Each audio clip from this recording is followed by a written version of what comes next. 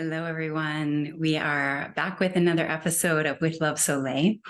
And what's present for me to talk about today is letting life change directions, change form, transform.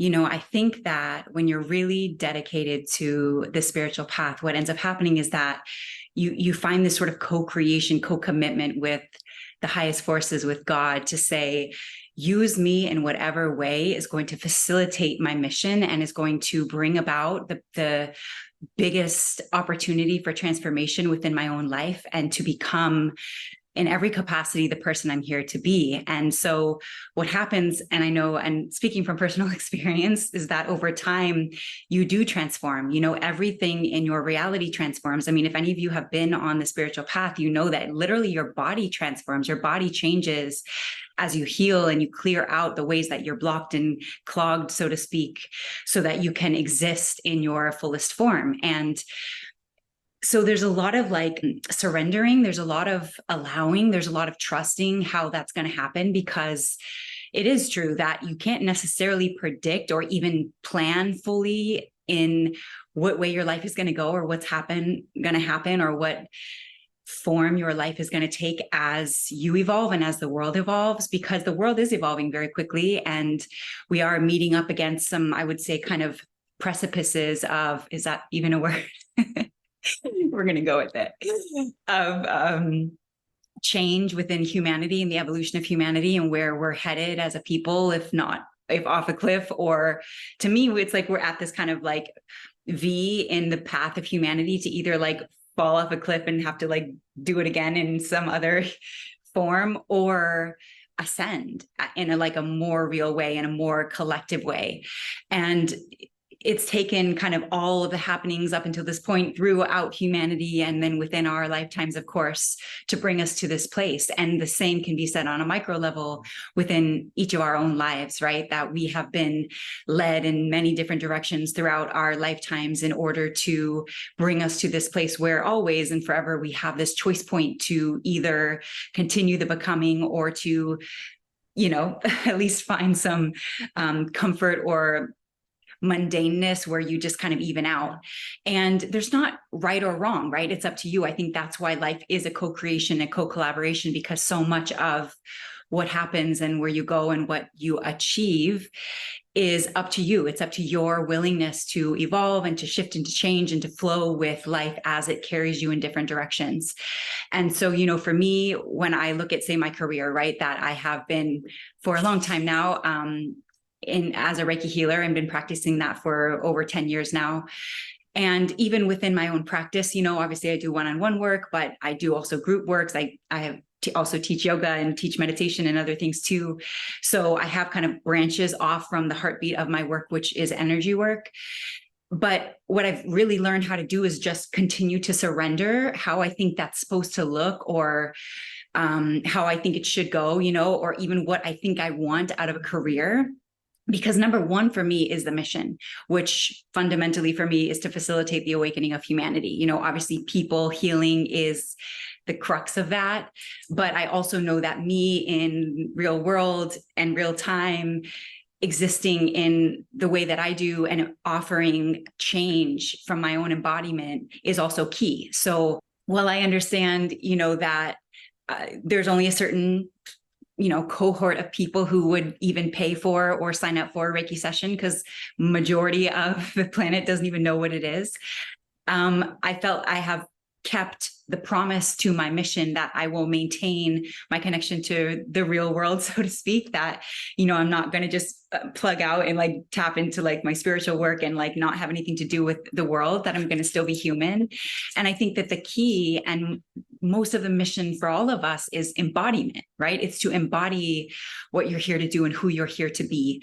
That who you become is the ultimate success, more so than even what you do, so to speak, because it is in your own becoming and then you're existing as a human being in this world that you show out the most, that you really prove your teachings or your work or who you are, what you're here to do, right? It's spoken the best in who you become and your willingness to face yourself and to clear out the ways you are not yourself and to evolve beyond every version of yourself until you continue to evolve. I don't think you ever arrive, but you do find a place where you feel like kind of most yourself. I think these days I feel like I'm inching closer and closer to like being just fully comfortable with who I am and where I am, that like the growth will continue to happen forever. The healing will continue to happen forever. The spiritual path will loop me up and around and down in all the ways that it does that probably forever. But that I don't feel like my focus is less on the growth and the healing these days and more like I know my work is really just being out in the world, you know, because I see how people receive me. I know that energetically they can sense the difference. And, you know, people, my highest compliment or my most common compliment is on my energy. And I had someone when I was in Miami a few weeks back that I met that literally was like, I can feel your spiritual strength. And I don't even know if he knew what he was saying, but these are the kind of compliments I get because it's, you know, when you work on yourself and when you clear your energy and sort of strengthen your energetic field, people feel it. I mean, there's no question about that. They feel your vibe. Your vibe becomes palatable and tangible. It becomes sort of the authority in many ways of your space and where you are in your own world and reality. And, you know, over time, people can literally feel that and they'll speak on it. And so that's like often the compliment that I get of people like speaking on my energy. So I say that to say my work has transformed in many ways. And it has been like, sometimes, you know, I'll work part-time, like alongside my like life's work because I can feel God being like, I need you out in the world, like boots on the ground. My like part-time work has often been in like property management or running properties or Airbnbs or whatever. So I always do that alongside my work because I will always also do my work. But I listen to the seasons of my life and I'm willing to change and grow and adapt with the seasons of my life. You know, I've spent the past decade, like very much so, my head down on the path, purifying myself to God ultimately, as a way of becoming, right? Like my commitment to my own becoming, to be the ultimate version of myself so that I can bring her to the world and call forward all of my gifts and use whatever I'm here with to facilitate the change that I wish to see, the awakening I wish to see, to become that in a real way, right? I'm not tapped out of humanity. Like I still go out, I still have fun. Like I like to dance and like, you know, I'm in the world. I'm very much in the world. I'm not above or, you know, anything. I am myself and I remain with myself and as myself wherever I go, which means that even when I'm out at parties, I often will literally end up with a line of people wanting an energy reading somehow, even though I like didn't sign up for this or I'm not getting paid. I need to put a tip jar out at least. But people find out what I do. They can feel the power of my gifts and then they want to like test it and like, well, what is my energy saying now? I mean, I don't know how many times I probably literally every time I go to a party, because there's something about their liquid courage that makes them like get a little feisty and then they want me to read them. The truth is, you know, I'm not at a party like reading everybody naturally. That's not obviously, that's not what I'm there to do. I'm there to have fun and dance and be with my friends or whatever. But people feel it and then, or they ask me what I do or whatever, they're kind of in tune with that. And then they want to start prying into it and they'll start asking me for an energetic read. So I will, if they ask me to read, I will. But it's just I'm not just a wide open channel all the time like that.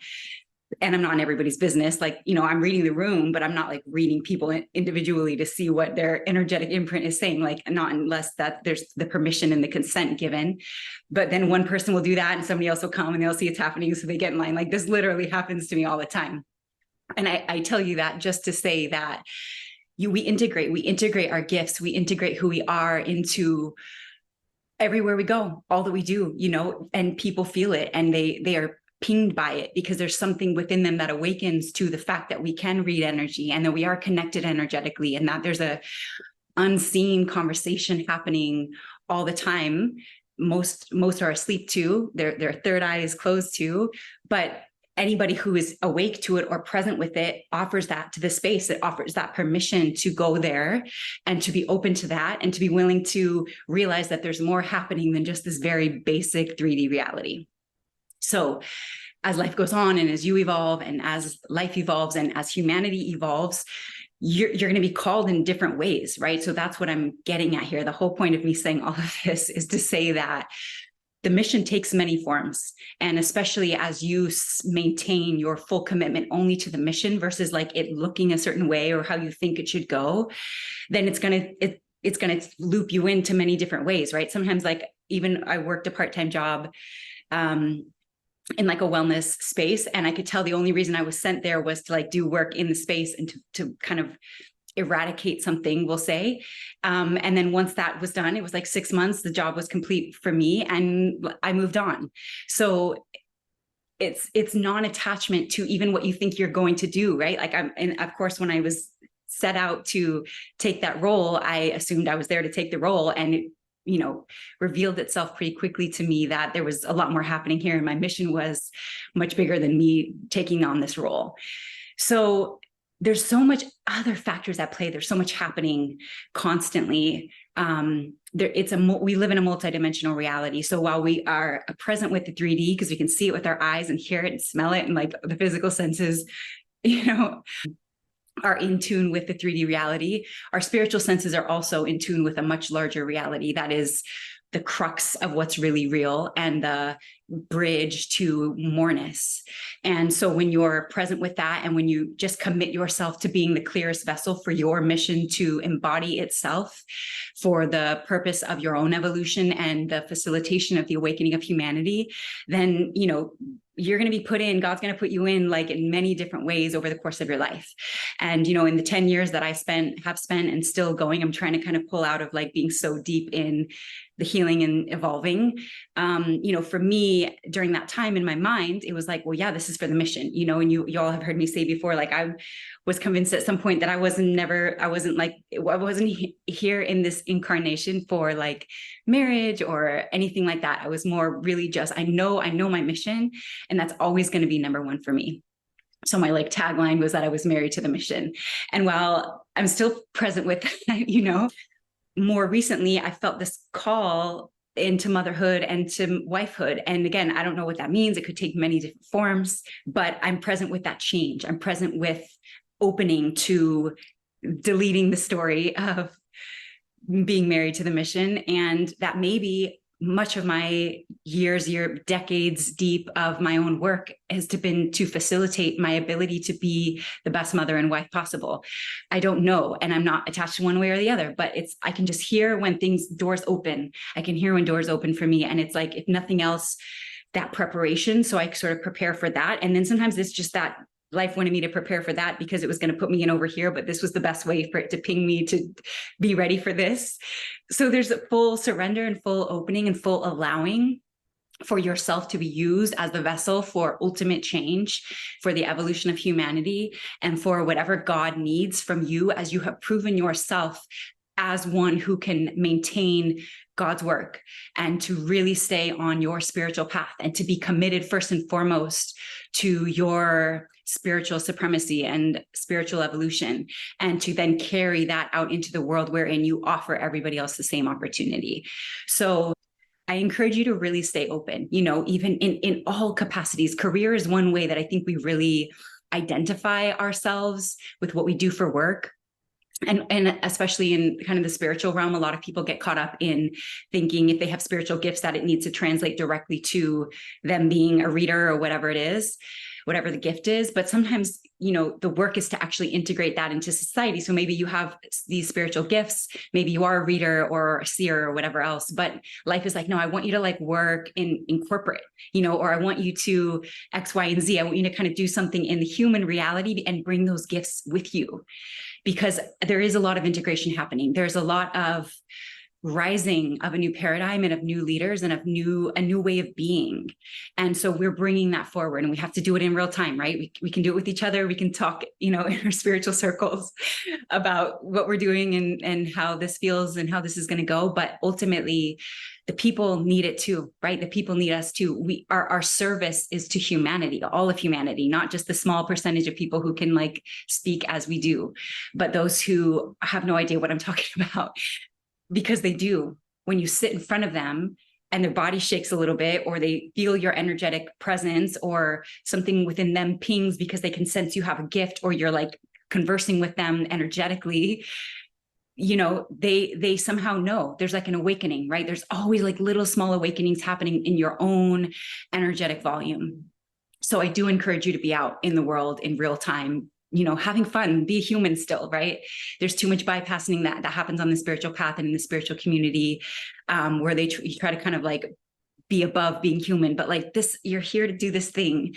And ideally your soul can evolve and become light as a feather in this thing. And maybe you won't have to do this thing again, but for now you're doing this thing. So you might as well master that and feed the temple and be the person and live out who you're here to be in the most supreme way possible. So that's what I've got for you guys. My birthday is Sunday. I don't know why I'm telling you guys this, but it's coming up. So I'm looking forward to that. I'm in a good space, excited for a new year. So thank you all for real for like being on this path with me and helping me build this channel, and just all of the love and support you all always feed me with, like in my mission and the complexity of it. It just really like keeps me going. So I love y'all so much, and I'll see you next week.